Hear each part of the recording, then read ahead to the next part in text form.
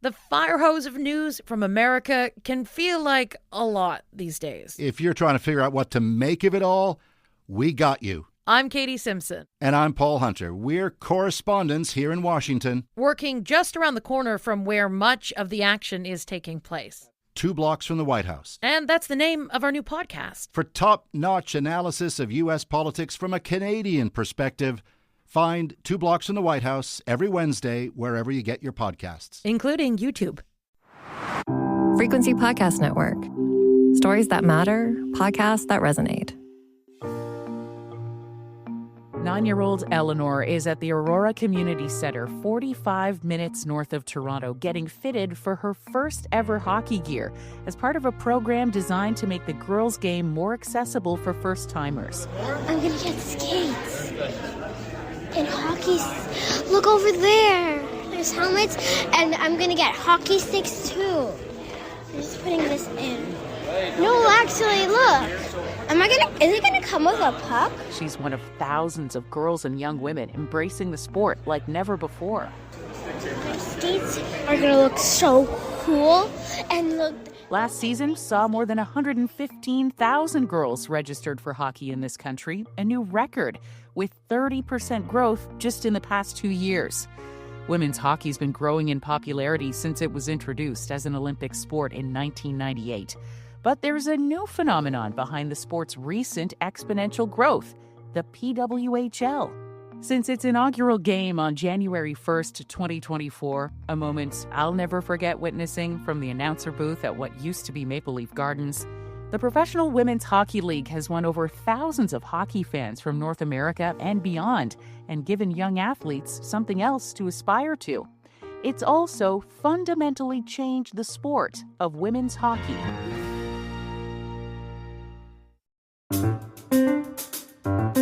I'm Catherine Jette, and today on The Big Story, I want to talk about why Olympic viewers who haven't kept up with women's hockey since the last games might be surprised by what they see at this tournament.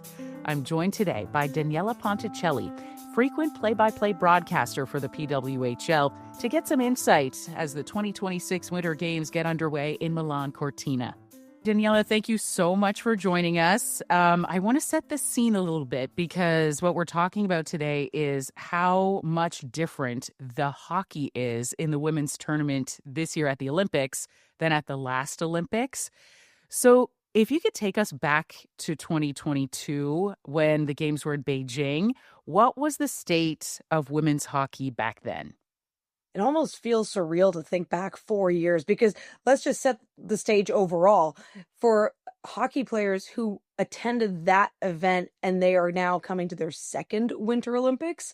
This is also going to feel just different overall. You have the spectators back. Everything's kind of back to normal, right? That was still thick in COVID. Omnivirus was, running rampant that December leading into the February of 2022. So everything about it has been different. But I know what you're saying when it comes to the actual hockey. For teams like Canada and the United States, the leaders by far in women's hockey overall on the international stage, they've always medaled. However, Canada is the only team that's actually made the final every single Winter Olympics since women's hockey was included back in 1998 in Nagano. So they've always had the similar structure. You create a team and you build that team out of an intense group of athletes who set aside really their whole life for about 6 months, actually more than that. It's honestly about a year. I'm going to use the case of my broadcast partner, Becky Keller. She had just had one of her children, so young, the whole family, like her mom, the kids, packed up, spent a year in Calgary away from her husband because she was in what was called centralization on the Canadian side, or residency is what they call it on the U.S. side. And that's when it's an intensive camp. You live and breathe hockey and you're just trying to make this Olympic team. And not everybody who centralizes, not everyone who goes into residency would make it. And it was so intense. You, as I said, you live and breathe it. It's all you think about. She told me so many times you feel sick to your stomach anytime you'd have a call where potentially is this where the cut is going to happen? Is this what's going on? And so in some ways, just the mental place that these athletes are coming into, Milano Cortina, it's gonna feel different. Even for the players who didn't make this cut, it stinks. There's no way about it. But you also didn't set aside a year of your life, uproot and move somewhere just for this one goal. For a lot of these players, especially on the Canadian side, perhaps you're already playing as a pro, or perhaps you're, in the NCAA still developing your game, and there's so much to look forward to, and you're still occupied and you're still playing your sport all the time. That's got to feel really good. So, in terms of the actual type of game that we're seeing, we now have a North American league with plenty of contact. The SDHL in Sweden already had some physical contact. The international game is supposed to have none. But when the women's hockey tournament kicked off Thursday, the very first game, Sweden, Germany, the amount of physical play, there were hard hits. And guess what? They weren't all called. It wasn't quite the same that we've seen in some of the earlier Women's World Championship, where it was almost any type of contact, any sort of bump. It was no, we're cutting it off. You're going to the penalty box. It was not a heavily penalized game. So we're already seeing that shift, just the overall physical play. And just trying to elevate the game in that sense of going for the puck. The pursuit of the puck is where a lot of it is centered around. So the hits that are being called are ones, of course, that are, I haven't seen any open ice hits yet, but anything where you're not actually in pursuit of the game and in the sense of the game is what's being called. In terms of the fan experience, you get the sense that not every province has a PWHL team. And so for a lot of people, maybe they haven't been paying attention to women's hockey since the last Olympics. And they're going to be really surprised by some of the changes that we see. These are now players who have access to all kinds of training and nutrition and facilities that they may otherwise not have had before this league existed.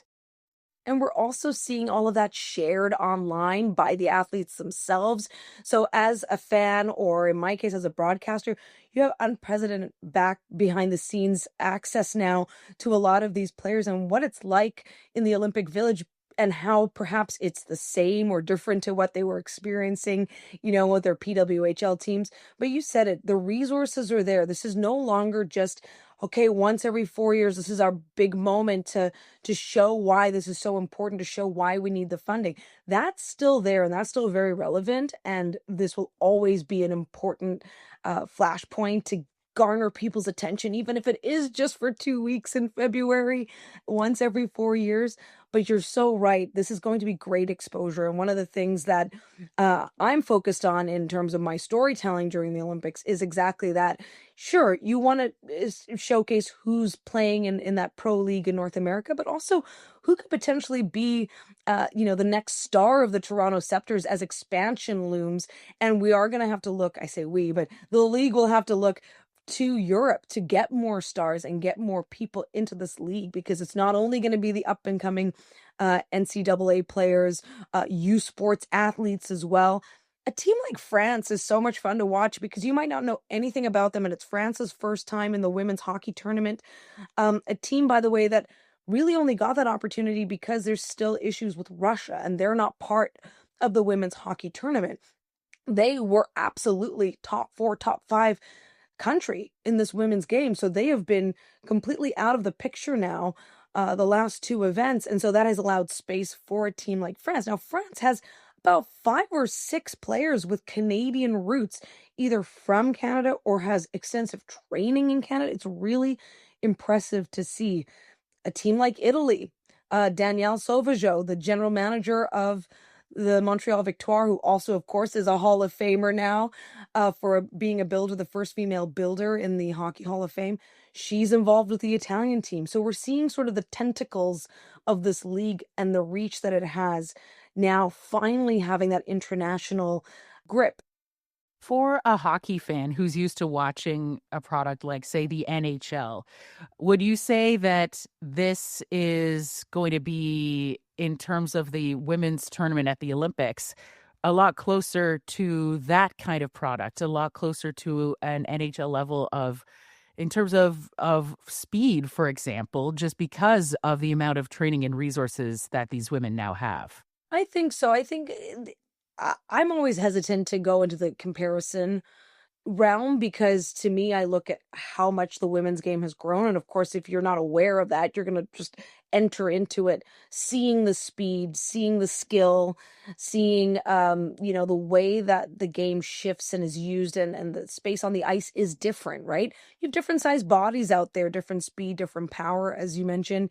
But certainly that's the goal, right? The more you are able to provide access to those resources, provide access to the skills and development, you're going to see a shift. I mean, we have seen that in the likes of someone, I'm going to think about Renata Fast. I know you've seen her play live and in person with the Toronto Scepters.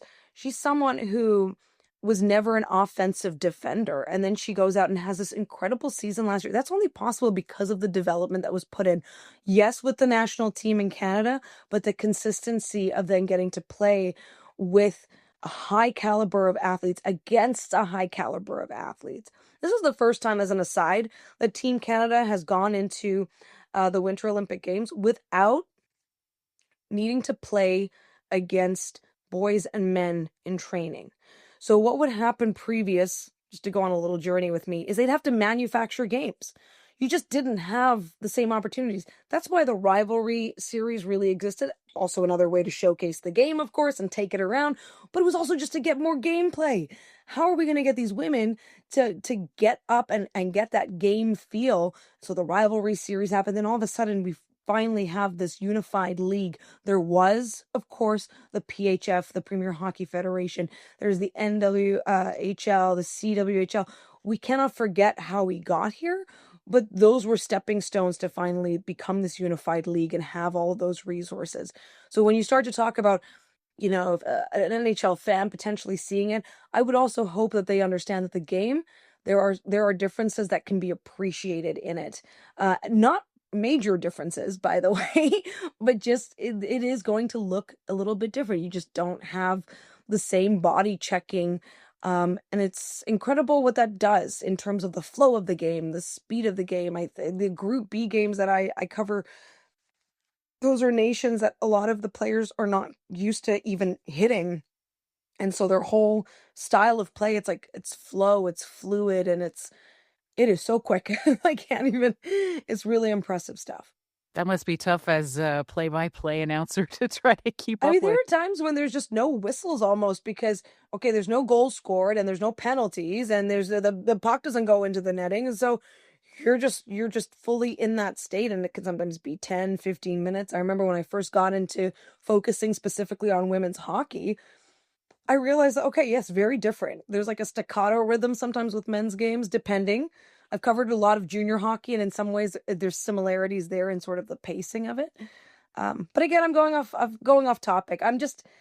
It's a very interesting question because I will say that women's hockey made me love hockey even more as a viewer and as someone who observes the sport and takes in kind of everything that goes around it. So I'm a little bit biased.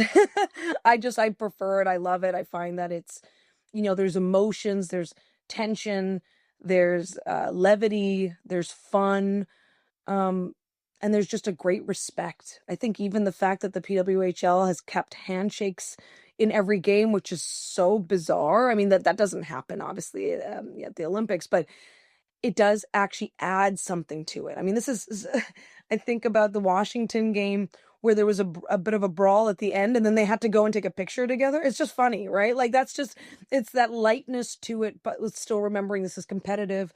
These are women that are constantly not only trying to win, but also trying to be better than the player beside them to keep a contract and to keep playing professionally. So it's been a great evolution.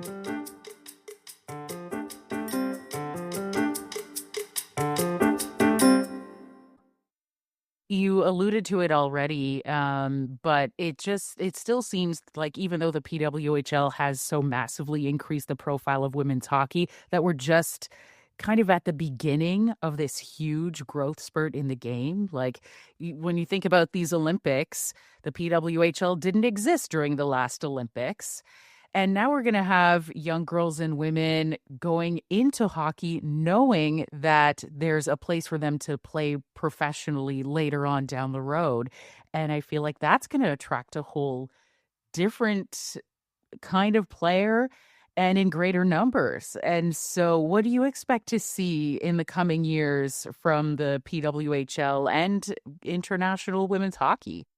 Well, I'm just gonna this triggered something for me because I'm on social media and I wish I knew her name right off the hop, but there's a young girl in Canada who has made it very clear publicly on social media in Instagram. She's a teenager that she wants to get to the PWHL, and she has been so diligent in posting just what she's doing every day, whether it's shooting, whether it's working on her stick handling, whatever it is, and she records it. She's like day 150 on the road to the PWHL, and that's just one person. And you have to think that she's not alone in that. She's just one of the ones that's publicly sharing it, unafraid to say this is my goals where I want to go. And she is a long ways off. Like you're looking at a draft class in about 10 years, at the earliest. So this is just someone who's like, this is my dream. I'm obsessed with it right now. I love it. Whether she ends up getting there is one thing, but the drive and that enthusiasm is just, it's incredible. And it's completely changing the way programs are structuring themselves.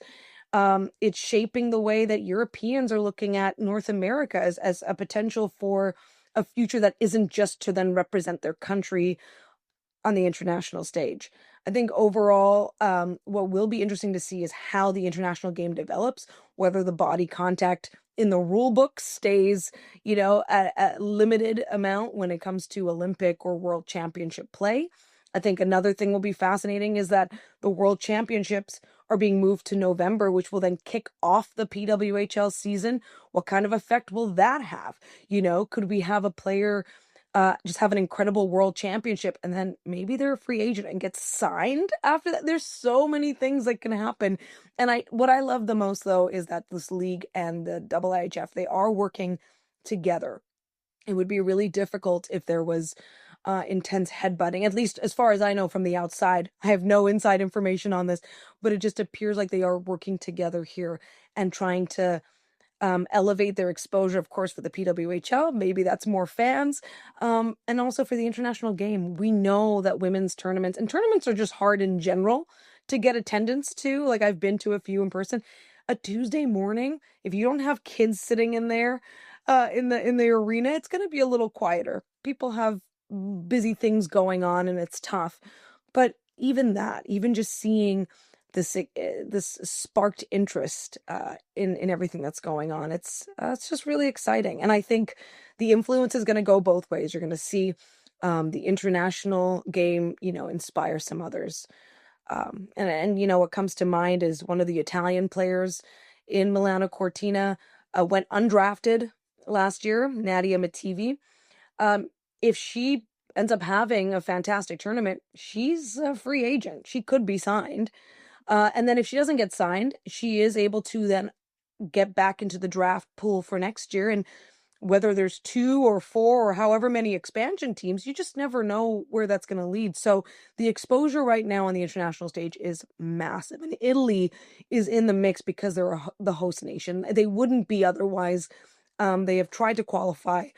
They've only ever been able to reach the Olympic stage in women's hockey as the host nation back in 2006 and now. So in 2026 compared to 2022, we're seeing a faster game, a physical game. We're seeing extremely skilled players. 2030 in the French Alps, again, it's going to be a whole other level. I think so too. And this is not to take away anything that happened in Beijing in terms of the skill was always there. The finesse is always there. It's just now it's what's to be expected when you give a player like Marie-Philippe Pwhl 70 more games to play or 60 more games to play. How is this GOAT going to elevate what's already there? And we have seen it, right? Not only clutch goals, but just incredible work in the face-off circle. She's tremendous. She knows how to win. She's so effective at playing and adjusting her style and what she needs to do. So that's one example of many. But I just want to make that very clear.